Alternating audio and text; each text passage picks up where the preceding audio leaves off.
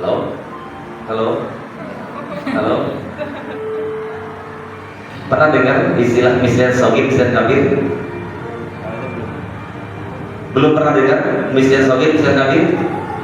Saya udah sebut 3 kali loh. Masih belum dengar juga ya? Kayaknya cukup segini ya? Suaranya nggak terlalu keras kayak tadi?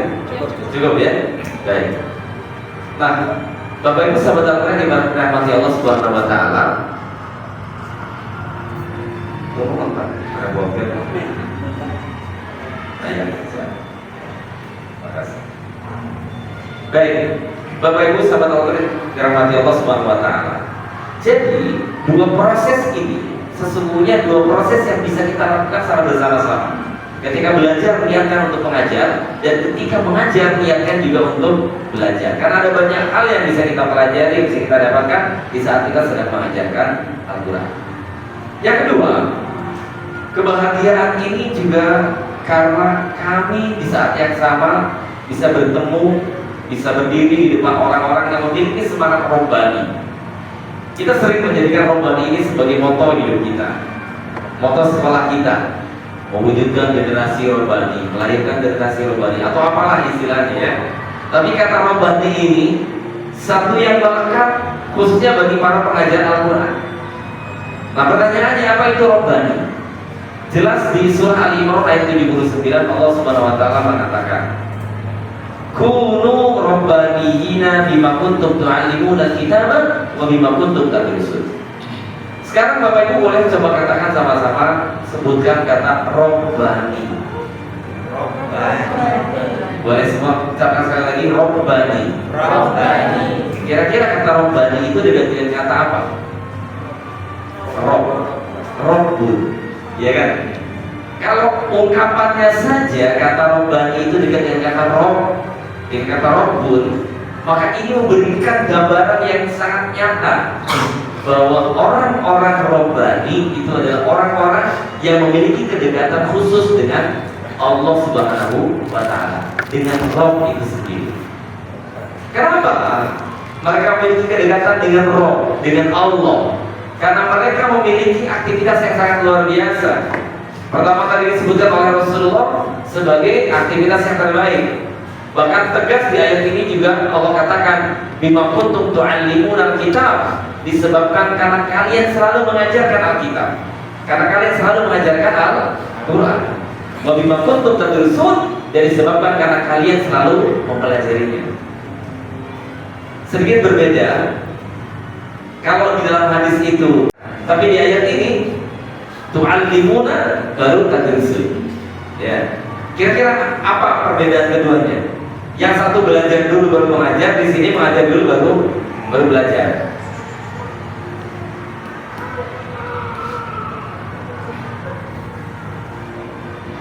Kira-kira perbedaannya apa?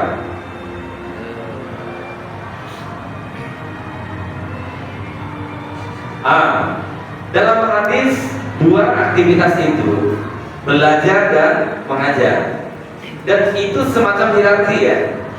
Orang gak mungkin mengajar kecuali dia belajar. Tapi di sini ada proses repetition ini. Coba kita lihat. Bima kuntum tu'allimuna kitab wa bima kuntum tadrusun. Disebutkannya mengajar dulu atau belajar dulu? Mengajar dulu ya.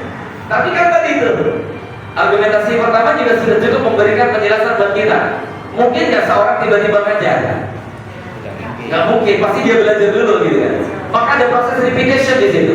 Belajar, mengajar, dan terus belajar. Paham maksud saya? Bima kuntum tu'allimuna kitab wa bima kuntum tadrusun. Maka bagi seorang pendidik, bagi seorang guru, bagi seorang pengajar Al-Quran, proses belajar itu adalah sebuah proses yang tidak akan pernah berhenti. Dia akan terus menerus. Bahkan para hufaz, orang yang sudah hafal 30 juz Al-Quran pun juga sesungguhnya dia tidak boleh berhenti untuk terus bertemu dengan gurunya, memvalidasi kembali, memverifikasi kembali bacaan Al-Qurannya, ya kan? Maka bima kuntum tu'allimuna kitab wa bima kuntum tadrusun, ini merupakan semangat untuk terus mendekat dengan Allah Subhanahu wa taala. Karena semangatnya mendekat kepada Allah Subhanahu wa taala, maka semangatnya tidak pernah berhenti untuk belajar. Ya. Baik itu belajar betul-betul dalam pengertian yang sesungguhnya, atau juga belajar untuk kemudian mengajarkan Al-Quran. Bapak Ibu saudara dirahmati Allah Subhanahu wa taala, di ayat yang lain guru ngaji juga mulia, sebuah tugas yang tidak sederhana, sebuah tugas yang tidak mudah. Di ayat ini Allah Subhanahu wa taala tegaskan, "Walaqad yassarnal Qur'ana lidzikri fahal min muddakir." Di satu sisi kita sering memahami ayat ini sebagai sebuah janji akan kemudahan Al-Quran, betul. Tapi di sisi yang lain, ini ada isyarat yang sangat kuat yang Allah berikan kepada para penggerak Al-Quran, kepada para aktivis Al-Quran, kepada para guru-guru Al-Quran. Apa isyaratnya kira-kira? Ya Bu? Untuk mengambil pelajaran, pahal min mudakir, gitu ya. Satu, ada lagi yang lain. Dari kata yasarna. Dari kata yasarna, artinya kalau mau belajar Quran pasti mudah. Artinya kalau mau belajar Quran pasti mudah. Oke. Dengan kata yang sama yasarna itu ada rahasia lain, Pak. Apa rahasianya? Membacanya juga mudah seharusnya. Membacanya juga mudah. Membacanya mudah, mempelajarinya mudah, apalagi? Ada yang mau masuk? Oh, nggak apa-apa. Kalau ada yang mau masuk sekalian. Oh, nggak apa-apa. Ada yang masuk juga. Oh, siap. Siap, nggak masalah. Kalau belajarnya mudah, maka membacanya juga mudah. Apalagi? Mengamalkannya juga mudah. Oke. Terus? Menghafalnya juga mudah. Membacanya mudah, belajarnya mudah, mengamalkannya mudah, menghafalkannya mudah. Mengajarkannya mudah juga. Oke. Rahasia lain yang ingin saya ungkap di balik kata yasarna ini, Pak, betul. Ya. Pertanyaannya sederhana. Ketika Allah janji bahwa Al-Quran itu mudah, kenapa kok gak satu gitu? Ya tapi yasarna. Satu itu kan aku mudahkan. Kalau di sini yasarna kami mudahkan. Kenapa kami gak aku gitu? Coba kira-kira apa hikmahnya? Atau kenapa harus menggunakan kata kami? Satu, biasanya ketika Allah menggunakan kata nahnu, kata kami dalam Al-Quran, itu pertanda apa? Memuliakan asma'nya, ya kan? Lita'zim, mengagungkan, sebagai bentuk kebanggaan, sebagai bentuk membesarkan dirinya, maka Allah menggunakan kata nahnu, kami. Isyarat yang lainnya, kenapa Allah menggunakan kata nahnu? Biasanya ketika menggunakan nahnu itu Allah melibatkan orang-orang yang lain.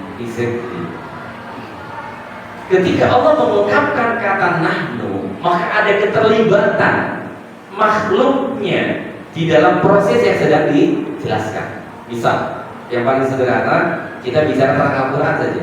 Ketika Allah jelaskan tentang turunnya Al-Quran, gimana bunyi ayatnya? Turunnya Al-Quran. Yang menjelaskan tentang turunnya Al-Quran, bukan Al-Quran yang turun pertama kali. Inna nahnu nazzalna dzikra wa inna lahu lahafizun. Sungguh kamilah yang telah menurunkan Al-Quran dan sungguh kami pula lah yang menjaganya. Nah, di sini ayatnya menggunakan kata nahnu, kami.